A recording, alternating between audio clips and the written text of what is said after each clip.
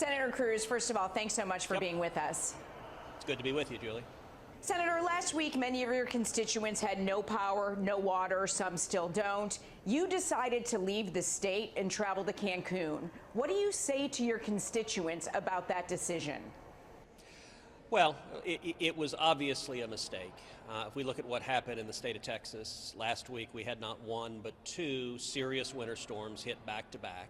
And the consequence of that is about 4 million Texans across the state lost power.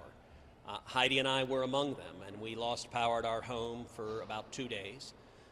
We spent 2 days without electricity, without heat at our home, and after that, our daughters, as you know, our daughters are 10 and 12, and our daughters came to us and proposed that we go somewhere warm with friends of theirs, and Heidi and I agreed, and we did that.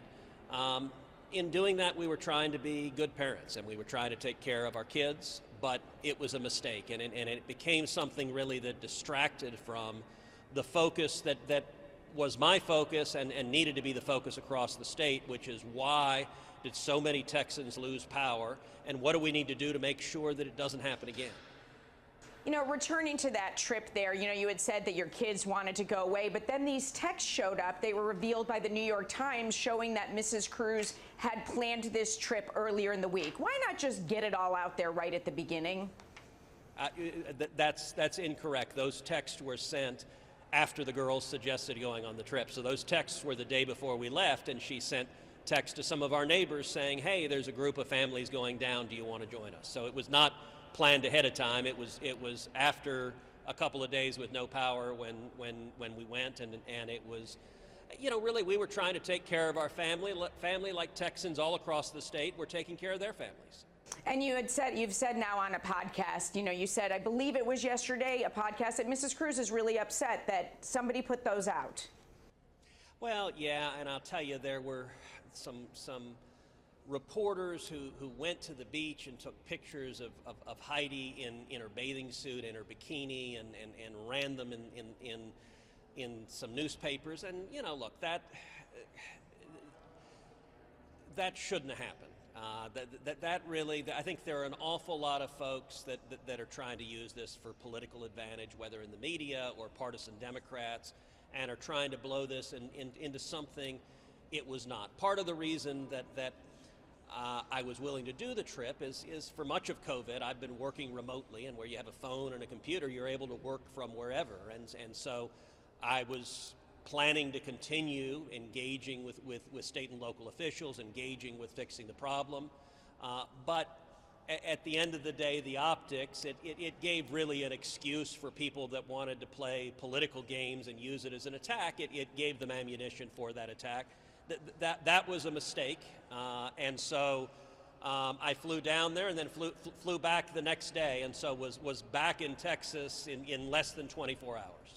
Senator, let's talk a little bit about where we are in Texas right now. First of all, how do we make sure this never happens again in this state?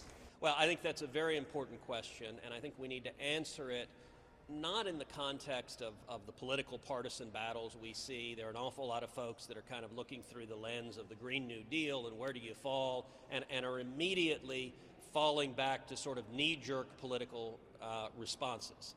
I think we need to instead have a serious investigation based on facts, based on evidence. What is it about the grid that it wasn't able to be resilient? It wasn't there when Texans needed it. I got to tell you, I'm hearing from Texans all over the state who are frustrated, who are angry that Texas, the energy capital of the world, the greatest state in the greatest country on earth, that we couldn't keep our lights on, that we couldn't keep our heat on, that is frankly embarrassing for the state, and it's a regulatory failure on the state level that needs to be fixed. I agree with Governor Abbott, who has called for the legislature to investigate what happened. There are all sorts of components of energy production and electricity production in the state of Texas. Our annual capacity, typically, about 25% of it comes from wind energy. That number vacillates, so in the wintertime, that typically drops to 10 to 12%. Monday night, when the first storm hit, that number dropped all the way to 2%, and it dropped that low in significant part because many of the wind turbines froze. Texas leads the nation in wind generation, But the fact that that energy source was not resilient and reliable in a weather crisis is a serious concern. We also saw other sources of energy have problems. Solar, we had snow and ice on the solar panels, and so the solar generation was much lower than it should have been. We also had problems with coal and natural gas generation, so there were problems throughout the system, and there needs to be an investigation about what drove each of those problems and what are the steps that can be taken to strengthen the resiliency of the system so that we have reliable energy, particularly at a time of crisis. The Texas energy grid is mostly designed to deal with summertime, to deal with 100-degree summers that we go through every year. Obviously, a statewide blizzard is not something that happens very frequently in Texas. And actually, before the first storm hit, I was on the phone with a meteorologist, a weather expert, who was talking to me about how these two storms were coming in and how the combination of the two storms, he believed, was going to produce temperatures that had not been seen in Texas since 1899, so in more than a century. And so that expert, I in turn connected that expert with Governor Abbott. Again, this is before the storms hit. I connected that meteorologist with Governor Abbott, and Governor Abbott had already declared a disaster in all 254 counties across the state in anticipation of what was coming. So we could see the weather challenge coming in, but then when the cold weather hit, the power infrastructure wasn't up to the challenge, and we need to fix that and make sure it doesn't happen again. And Senator, now as the cleanup goes on, people are getting water back. We're also hearing about these really, really high electric bills. How can people be protected from that type of situation when they didn't even have power?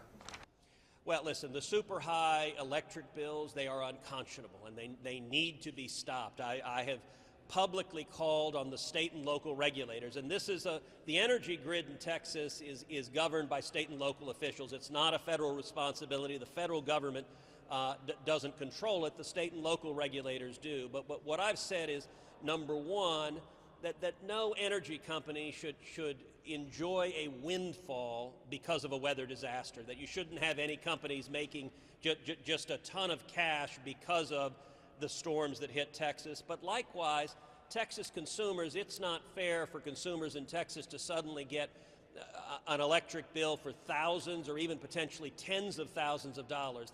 That is crazy, and it makes no sense. There have long been laws in the state of Texas against price gouging in an emergency. We deal with those often in the context of a hurricane or a tornado, but what I've called on the state regulators to do is make sure in this instance that Texas consumers are not getting hit with dramatically higher electricity bills because of this winter disaster. Senator, before I let you go, is there anything you want to add? You know, I'll make one additional point, which is as we're examining the causes of what caused so many Texans to lose power, there's some that are pushing a political agenda of wanting to federalize the Texas grid. So Texas is unique in that we have our own grid in the state of Texas that is regulated and controlled by the people of Texas, and it's not part of the larger federal grid. And there's some that are pushing for Texas to become more like other states, to become more like California with really extensive regulations. And one of the great benefits, one of the real blessings of being a Texan is that we have low cost of living. That one of the reasons people move to Texas from all over the country is that you can live here and have a good life and provide for your family in Texas, and the cost of living is much lower. You look at states like California, their energy bills, their electricity bills every month are higher and higher and higher. And not only that, in California, they have year after year after year, they have brownouts and blackouts. It's a regulatory failure of the system because the regulators are not acting to prevent it. In Texas, it's a very different thing. This is an unusual regulatory failure in Texas, and we're going to make sure it doesn't happen again. But I think it's also important. Texans want our cost of living to stay affordable so that you have the ability to provide for your kids and to live a good life. And so I think we need to look at the cost-benefit analysis on how to strengthen resiliency in the system, but also ensure that energy prices are affordable and Texas families can provide for their needs. Along those lines, is it time, do you think, for Texas at least to have some sort of power sharing agreement with a neighboring state just in case we need backup at some point? So I think that's possible. I think that's the sort of discussion that could easily be part of examining what went wrong here. Part of the reason, as I understand it, why Texas doesn't have that is it would subject Texas, as I understand it, to the federal regulatory requirements, that as long as Texas keeps it just within its state borders, it's not subject to the broader federal regulatory requirements. And so that was a decision made by the state legislature, and I fully expect the governor and the lieutenant governor and the state legislature to debate that question. And I think the central criterion should be the best interest of the people of Texas and how to ensure that we have reliable power and that we also have affordable energy at the same time. Senator, thanks so much for your time. Appreciate it. Thanks, Julie.